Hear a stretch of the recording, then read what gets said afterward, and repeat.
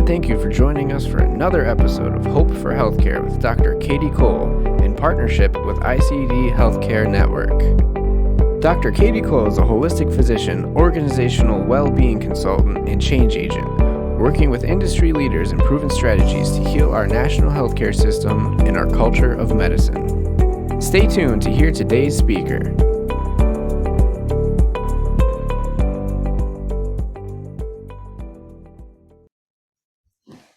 Well, welcome everyone to Hope for Healthcare. This is a podcast in which we interview expert leaders around the country on best practices for healing our national healthcare system and our culture of medicine.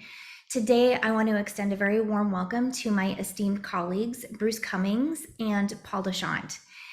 Really quick, I'm going to do some background introduction. Bruce is a thought leader, a strategist, and a change agent. He has been a successful hospital healthcare system CEO for over 26 years, an innovative health services executive for 40 years, and the chair of 2 state hospital associations boards of directors.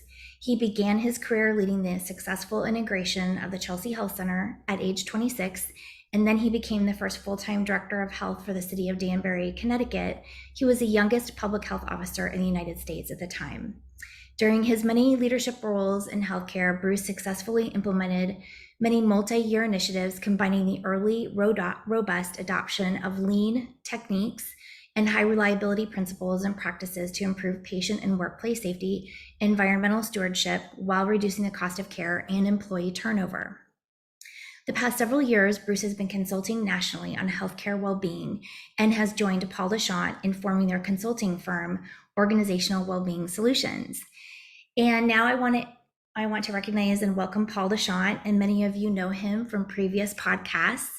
Paul is an internationally recognized expert on clinician burnout. He speaks from the unique combined experience as a family physician, medical group CEO, and consultant to C-level leaders on reducing burnout while building the bottom line.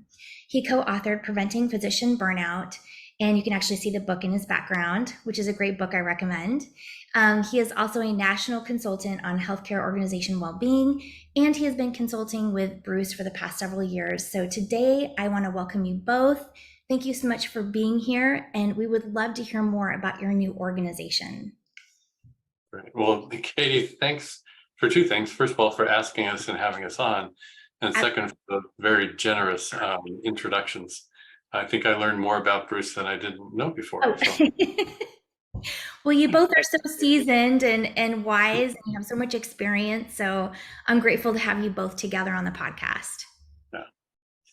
And so what we've done after working together for a number of years with other consulting groups, we've actually formed a unit together ourselves.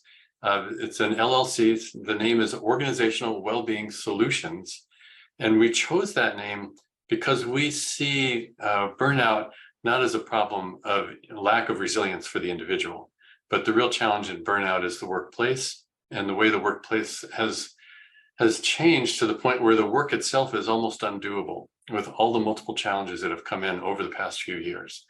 And so we really need to change organizations if we're going to address this problem effectively. And just one more thing briefly, and then I'll let Bruce jump in. We focus a lot on burnout, and yes, it's important and it has definite, serious impact on people. But it's more than just burnout. Burnout is really one of the underlying factors that's making it so hard to run a healthcare organization these days. And so while years ago we focused really just on burnout for doctors and then burnout for doctors and nurses, we now know that the executives are seeing burnout at the same rates as physicians and nurses are. So we come to this with a level of empathy for the C-suite, recognizing that their jobs become undoable as well. I'll hand it over to Bruce to say some more. That's a great summary, Paul. And I think one of the things that brought us together is a shared belief, as Paul said, that the problem is not a lack of resilience on the part of clinicians. It's structural and process issues in the work environment itself. And part of what animates us is that too often we see healthcare organizations. Well, the good news is that everyone is keenly aware that burnout is a major national problem. It's endemic. It's affecting every organization. As Paul said, the rates of burnout now for healthcare executives are nearly equal to those of physicians. But what we see too often happening is that healthcare organizations, although they recognize the problem, are quick to focus on, resilience or wellness services, like providing expanded fringe benefits with things like yoga or meditation or literature and medicine groups. Recharge rooms is a growing phenomenon in many hospitals, and there's nothing wrong with any of those things. The issue we have is that they treat burnout. There may be a palliative benefit, but it doesn't speak to the underlying causes of that burnout, which really reside in also the nature of the work itself, or of the workplace more specifically. So what we're trying to do is bring greater awareness about the role of leaders and of leadership practices addressing burnout. So less and not wrong to think about providing supportive services to staff, but rather we really want to focus on how can leaders change the work environment so that burnout simply doesn't arise with the severity and frequency that it does today. Mm-hmm. Yeah, if I can take a minute to build on that a little more, because Bruce, you're absolutely right. We think of the resilience. We do think of how to approach burnout from the standpoint of the Stanford professional fulfillment model, with the three components of personal resilience, practice efficiency, and culture of wellness. And the personal resilience component is absolutely vital, because this is a challenge and people are damaged by this and they need ways to recover, but it's also absolutely insufficient because it's not addressing the underlying root causes. And even if everything was perfect with practice efficiency and the culture, we still deal with very heavy, personal issues that patients are deeply impacted. So we'll always need some support for resilience. And 8 years ago, that was where most of burnout work focus was, on the resilience. In the last few years, we've seen a lot more focus on practice efficiency, although, and that's really where the clinicians, that's what doctors and nurses care about, is how can I spend my time, the majority of my time, doing the work that's most meaningful to me and that my patients are looking for. And right now we spend about a third of our time on that, and 2/3 of our time is caught up in administrivia, typing data into the EHR, fighting over prior auths, dealing with patients that no longer trust science, things like that. If we could flip the ratio of 1/3 meaningful to 2/3 wasteful administrivia and make it 2/3 meaningful and only 1/3 on the administrivia, imagine the potential that is there to actually improve quality, safety, patient experience, access, finances, all of it, as well as improving the experience for the clinicians. And there's been more work on that recently, and there's a lot of great things coming out. Even today, there was just an article in the New York Times about AI being used as a scribe, and when it's actually implemented well, it makes a dramatic improvement in clinicians' lives. But we still don't see as much effort being put into that as there should be. And as much as if health systems were to invest in it deeply, they could realize a significant ROI. And we think the reason for that is actually the third issue, which is the culture of wellness, or the leadership approach. And there, leaders are still struggling, we think, to figure this out, to understand it well, and to realize their role that they have in making a difference here. Because they're the ones who have the ability to, in the C-suite, the decisions are made about budget, about strategy, about staffing, about capital equipment. All those things have a direct impact on practice efficiency. And yet leaders need to better understand what's actually going on in the operations. of their care that they're delivering. Too many leaders either never worked clinically or had worked clinically and have gotten disconnected from that clinical work. And so it makes it harder for them to make good decisions about how best to support their clinicians and really drive that efficiency. So that's where we're coming from, is that's the area we see least attention being paid to, and yet has the most potential to really make a difference. Mhm. Well, Paul, I'm really glad that you went into that and explained some of the reasons behind, why we're not seeing those system changes as rapidly as we would like to in healthcare. And I'm curious to see what both of you have planned in terms of how you approach hospital leadership and get them more engaged in some systemic changes for well-being. Paul, this might be a good opportunity to kind of quickly recount the 6 drivers of burnout. And the reason for suggesting that you do that is when you're done, I want to speak to where I see leadership particularly relevant in relation to those 6. Sure. So I've had the good pleasure, really good fortune to get to know Christina Masloch personally, and she, as you know, with her colleague Michael Leiter, identified the 3 dimensions of burnout: the exhaustion, cynicism, and sense of inefficacy. And together, they also identified that 6 drivers that they were able to identify actually drive these manifestations. The first being work overload, driving that exhaustion. And that's what most people think burnout is. That's what we're dealing with. In reality, there's 5 other drivers, and those drive cynicism. But they start with a lack of control, which is an important issue for all of us in our lives, and particularly for doctors and nurses to have control when we need it. Next is insufficient reward. Are we being appreciated and recognized for the work we do? Actually controls one of those intangible rewards we anticipated having when we joined the profession.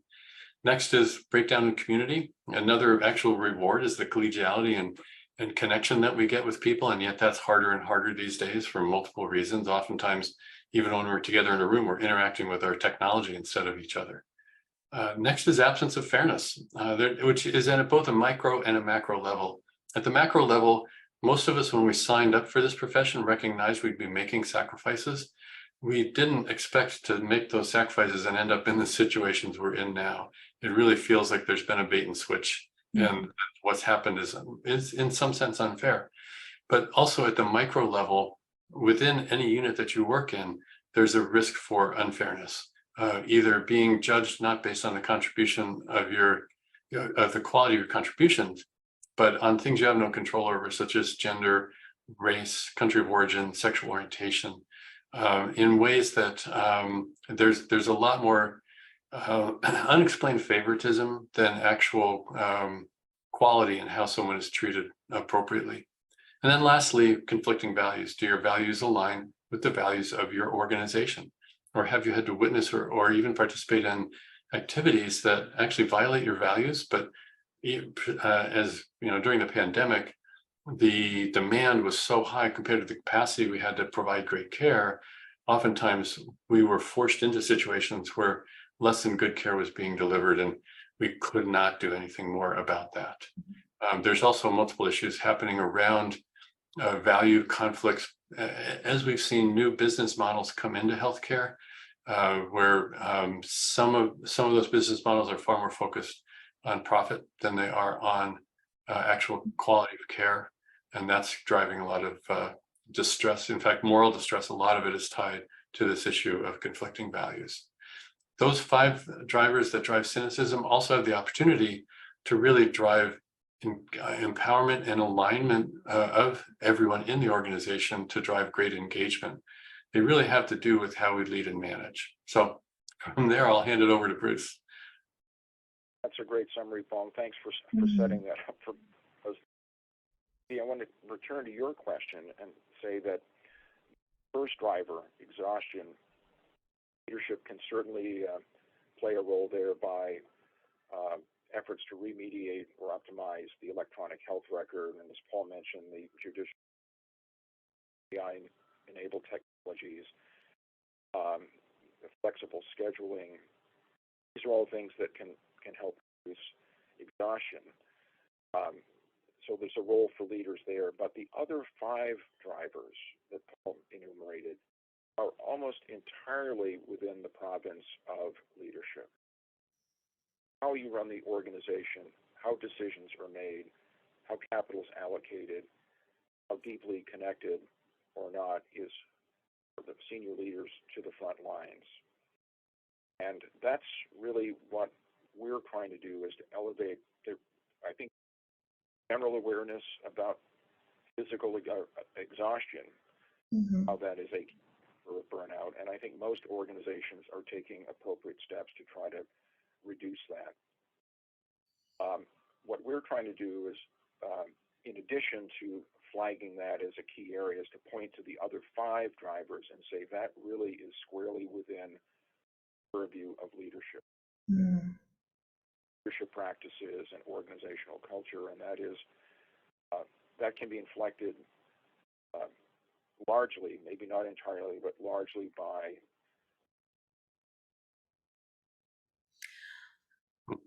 Oh, okay. And Bruce, and just so y'all know, it doesn't have the best internet service today, so he's actually on a landline calling in. We're very glad to have him today, though.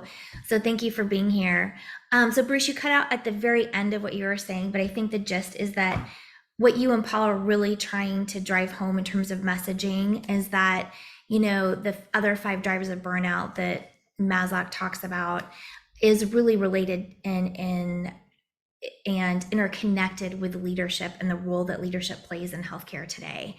And if leaders can understand how those drivers are intricately connected to leadership, I think that they would have a better understanding of how to maybe impact the healthcare system, make some system changes.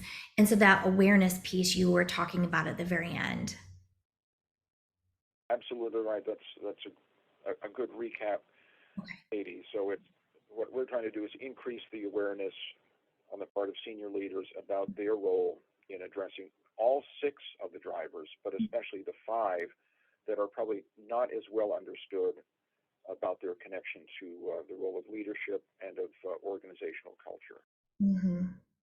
One of the things I like to say is I practiced family medicine for 25 years. As a family doctor, I wanted the empowerment to fix things that were wrong in my office. In fact, I got into leadership roles because I spoke up trying to fix things, and that led me down that path. When I became CEO of a group with 300 physicians in it, the thought of all 300 of those doctors individually empowered to pursue improvements the way they each decided they needed to, that scared me that we would fall apart from entropy. And it's very tempting in my situation and in every leader situation, because we're under so much pressure to perform, to go into a top-down command and control management approach. We've got deliverables we need to achieve, and the most direct way it seems to achieve them is to tell people, this is what you were supposed to do, this is what you're supposed to do. Let's get on with it, and let's accomplish these goals. The challenge is that it rarely works, particularly with knowledge workers like doctors and nurses, where we innovate all day long. We have good ideas about how to fix things, and we need a way to implement those ideas in such a way that it's all serving the good of the organization overall, and therefore serving our patients well. And so we can't succeed with top-down command and control, no matter how great the pressure is to do that. And I've been there. Believe me, I've made that mistake. That's more a matter of figuring out, how do we empower people and align them together? And those 5 drivers, control, reward, community, fairness, and values, really speak to that. So I'm curious, a question to both of you, with your new consulting partnership, how do you approach hospital leadership in terms of helping them understand the importance of systemic change at that level? Oh, Bruce, it looks like you're waiting, so I will jump in. That's a tough question, Katie, but there's Well, there's a you excel at it. You both of you do. So uh, that's why I want to ask this thank you. question because that's what I get all the time, from my audience and especially physicians in leadership roles. They Yeah. want to know how best to approach leadership and how to start having some of those conversations to create understanding and possibly return on investment for employee well-being. Yeah. Well, so there's a variety of, I think, key issues to really be successful with this.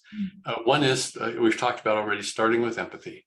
That leaders are suffering as well, and as much as it's tempting, certainly when I was practicing as a physician primarily, it was easy for me to get mad at administration and think that they're the ones. What's wrong with these people? Where'd they come up with these crazy ideas? And it was never productive. It was maybe cathartic, but it was never productive. Um, and then recognizing from there, really understanding if we're going to help somebody, we've got to help them with the problems that are most important to them. And in fact, the challenges many leaders are seeing these days have to do with a deeply challenging financial situation where revenues are being outstripped by expenses along a whole array of different categories. And so it's the challenge of maintaining the margin just to keep the doors open and the lights on, to have the margin we need in order to pursue our mission is key. And we can't approach burnout without a deep awareness of that.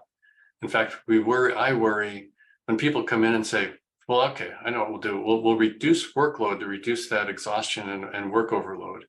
So we'll cut back on the number of patients people are seeing, give them hours a day to work on their in-basket or whatever. And then at the same time, spend money on well-being support. We're not helping the margin. We're hurting the margin. No organization succeeds by reducing their revenues and increasing their expenses. So we've got to find a different way to approach this in order to be viable. And then the second is to be able to maneuver that fine line of giving people, the frontline people, more control without having everything spin out of control, and working through a process that aligns people well. And there's a number of different approaches we take to do that.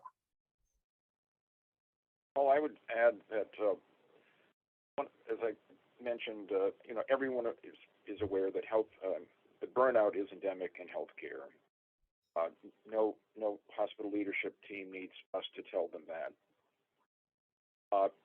They're also keenly aware that staff recruitment and retention has become a huge challenge for organizations. This, along with margin deterioration that Paul alluded to, and obviously the two are interrelated. If organization is unable to recruit and retain staff, it can't deliver services. If it can't deliver services, it can't generate revenue. If it can't generate revenue, it can't possibly have a margin. And so I think part of what we're trying to do is, though we are particularly concerned about reducing burnout, we're also sympathetic to challenges that hospital leaders are facing in these other spheres, and we're trying to make the linkage for them that to the extent that they really focus on recruitment and retention strategies, it will help the bottom line and it will help reduce burnout. There's specific measures that we often recommend that lead to this kind of alignment and empowerment that Paul described. And as that increasingly occurs in an organization, it becomes a tremendous means or a galvanizing agent for people to want to stay because they feel empowered, they feel that they're being listened to. The work has, I think we are always struck that too often healthcare executives may assume that if we just provide bonuses or we need to increase the salaries of staff, that alone will solve the burnout problem, or it will solve the recruitment and retention issues. And we strongly disagree. It's not that pay is unimportant or that benefits are unimportant. And they may be particularly important in terms of bringing someone, attracting them, new to an organization, but getting them to stay really a function of the work environment and the relationship that person feels with his or her manager, whether they feel their work is being recognized, whether it has meaning, value, whether they're able to apply the full measure of their training and professional judgment. And as Paul said at the outset, it's almost undoable right now because of all these problems, process problems, structural problems in the work environment. But there are solutions for those problems. So to the extent that those solutions are applied conscientiously, assiduously over a period of time, there will be improvements in the work environment, and that in turn gives rise to much greater retention of staff, organization becoming recognized as a preferred employer, and that in turn, builds financial support for that work as well. So these are not discrete and unrelated activities. Our point is that it's really all one gestalt. Yeah, I think the other thing I'd say is those solutions. I'd like to talk about some of them because what we found is we'll present this to people and they'll say, oh yeah, we already do that. We already do this. And in fact, they've been doing something similar or something named like what we recommend, but they're not doing it in the ways that actually bring the most benefit. So it's kind of missing an opportunity for an investment of the executive's time that can really change dramatically the return that is derived from that investment of their time. This is not investment of money. This is investment of time. And if we're going to really make a difference, we've got to invest, executives investing themselves in this work is key. Some of those are, one is rounding. We talk about rounding and there's hardly an executive that wouldn't say, oh yeah, I do rounds. I go check things out. But most rounding is done at such a superficial level that it's not beneficial. If the team's walking around the hallways asking people how things are going, you might occasionally get honesty from people when you ask them that question, but many people, certainly my experience, if I was half an hour behind in my schedule and an executive was walking down the hall and was going to ask me as a family doc, how's it going? I had two choices. One was to lie and try to stay on schedule, and the other was to tell them the truth, but be an hour further behind because we got into a deep discussion. So you're not seeing the reality when you round in that way. Wow, great point. As opposed to rounding by shadowing clinicians while they're working, shadow a doctor, a nurse, even a receptionist, to see what's the impact of the decisions you've made with a committee sitting in a conference room, looking at reports and spreadsheets about how operations should be run, and then go out to the front lines and actually see the impact on those operations and what is undoable about the jobs, the way that they've ended up being designed. Executives are still, we're dealing with issues like regulatory demands that often in times become conflicting with each other, and we're still trying to figure out how to do that. Well, the people on the front lines have some great ideas about how to do that if we engage with them and see the challenges that they're having to do that. Another approach is to listen really intently by having meetings with frontline physicians on a regular basis, and frontline nurses as well, frontline staff. Not ones where you have the department chairs sit once a month or once a quarter in a meeting to hear from them what they think is happening at the front lines, but actually invite people who are on the front lines and ask the question, what can I do? What do I need to know in order to help you do your job better? It's very rare for somebody on the front lines to hear that question asked by someone in senior leadership. And yet most people on the front lines welcome that opportunity to be able to share their concerns. So it's a very different approach. Another one are daily huddles. So many places have huddles, but in fact, those huddles are missing great opportunities. They've often become, very tactical and almost routine and rote, to the point where people are not that engaged during the huddles because it's something we're supposed to do. So, and go around the room, ask people, any issues? It's no. Nothing's being brought up, and yet we know things are going wrong in the situations. What we'd like to see in a daily huddle are a few components that actually address the drivers of burnout. If we start the huddle with appreciation for something somebody else did for some member of the team the day before, it's a specific, it recognizes people, it actually addresses that insufficient reward component of burnout, the driver, because they're being appreciated for what they've done, and it helps build community. Next is to look at assess the capacity we have today compared to the demand that's coming at us. What's the census or the schedule compared to our staffing, equipment, and supplies? Often we don't have the supply to meet that demand, but we'll know that we'll know that at the start of the day, so we can build contingencies into it to manage it better. Next, we'd like to look at metrics, the same, not the exact metrics that are on the system scorecard or dashboard, but an operational metric that's at the front line that drives the result that shows up on that system level board, and work on those. And in fact, when they're on track to where we were looking for, great. If they're not, then we have some work to do to help solve that problem and understand that. So problem solving is the fourth component, and there, it's not only those metric performance problems, but there's also little things that went wrong the day before that drive you crazy. We call them pebbles in your shoe. The printer's out of paper, you open a drawer, what you need is not there. You can't find a wheelchair anywhere on the unit, no matter how hard you look.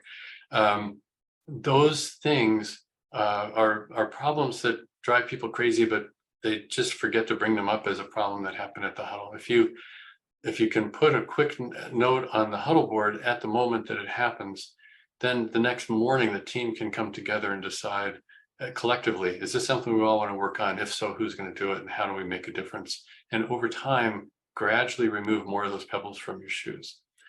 So this approach of huddling takes training. It takes training for the managers to understand how to do it better. There's a few other components that make a difference in there as well, particularly for developing and helping the managers understand their role, because middle managers, if we're going to compare who's most burned out, middle managers probably win the award. Actually, we just don't mention it as often.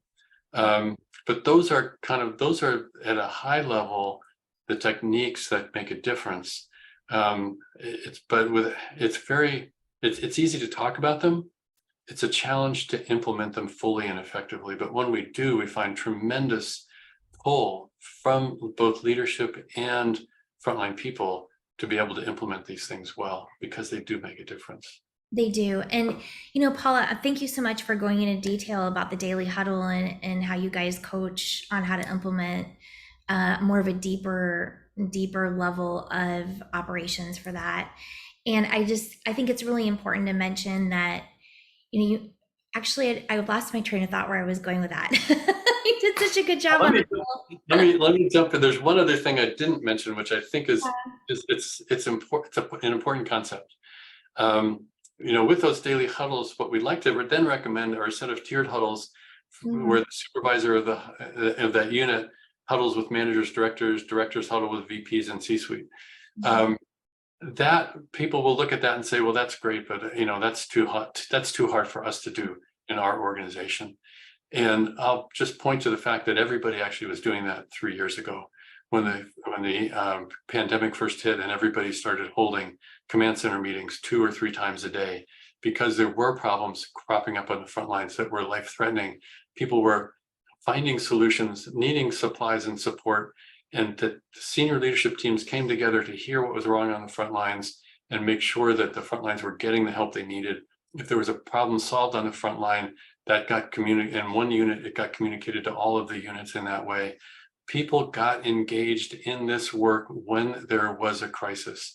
Now we're at a point where people are still saying there's a crisis. We don't have the finances to keep the doors open and the lights on, and we're laying people off and we're short-staffed.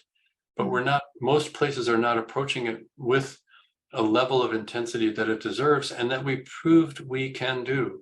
It's not as though we're trying to say we've never done this before. We've done it.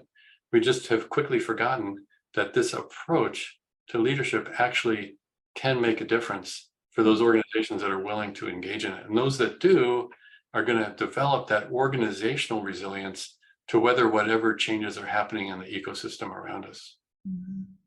Well, and I remembered sorry, go ahead, Bruce. Well, I was just going to add to something Paul said that, as he points out, during the pandemic, virtually every hospital stood up these command centers, and they were, above all else, problem-focused.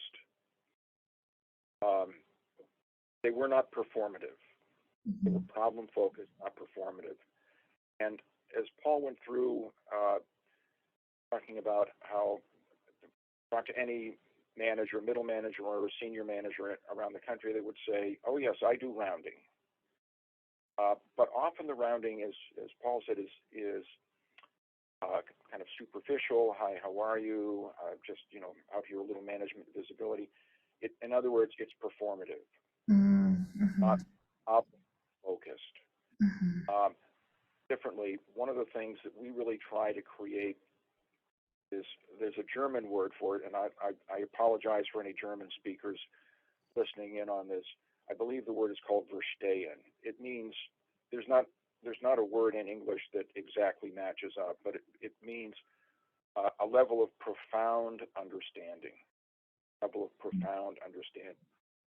So something like the command centers, that was all about profound understanding. We have a problem. We have to come up with a solution. We need to act on that. We can't take 30 days and 5 different committees to come up with a solution. It needs to happen now. That kind of action-oriented problem solving is really what we're trying to feel is less performative and more focused on engagement that leads to problem solving. And because the faster and the more effective the problem solving with the issues that bedevil frontline staff, more engagement, better the retention, and the less the burn. Absolutely. And I remember what I was going to say, actually. What I took away from this part of the discussion is that really it comes down to a more of a commitment to listening and understanding. And it doesn't have to be a big financial commitment to implement the daily huddle. There is some training and things involved, but if leadership is willing to listen and to be open-minded about a different approach to the daily huddle, for instance, that would be more of a time and energy commitment versus a financial commitment in the beginning, is kind of where I was going with that. And I think that's important, because what I've heard from some key healthcare leaders is that, when they start hearing about well-being initiatives, their brain immediately goes to, oh my gosh, the bottom line and the margin and return on investment. And it's just such an overwhelming process. But when you bring up this example of just implementing a different level of and a deeper understanding of the daily huddle, I think that changes the game. Yeah, Katie, I thank you for bringing that point up. Because one of the other pushback we get, not just from leaders, but actually from physicians, is this argument about the huddle taking 15 minutes out of the day. And physicians say, look, on one hand, you're telling me I need to be more productive. On the other hand, you're telling me I need to attend this huddle that's going to occupy the time I could be seeing a patient. So which is it? Do you want me to see more patients, or do you want me to be more productive? Because you can't have both. And in fact, you can have both. Sites that do these huddles effectively actually are more productive, because when you step back and look at the day, so many days end up with holes in schedules, or failure to be able to turn over a room more quickly, because things are not organized. And so that 15 minutes at the start of the day actually returns on investment far more than the one slot of time that it occupies that could be otherwise, quotes, productive. Absolutely. Well, I know that we need to get, wrapping things up, but I wanted to give you guys an opportunity to leave any last key message for the audience today, and any healthcare leaders that are tuning into this podcast. Yeah, well, if this is interesting to you, there's certainly ways you can find us. We're Organizational Wellbeing Solutions is the name of our organization. It's got, we have a website that's literally www.organizationalwellbeingsolutions.com. We apologize for how long it is, but you only really have to do it once and then it'll be in your browser memory. We also are on LinkedIn with our organization now, and each of us are available through our email address at the website, which is either, for myself, it's paul@organizationalwellbeingsolutions.com. For Bruce, obviously, it's bruce@organizationalwellbeingsolutions.com.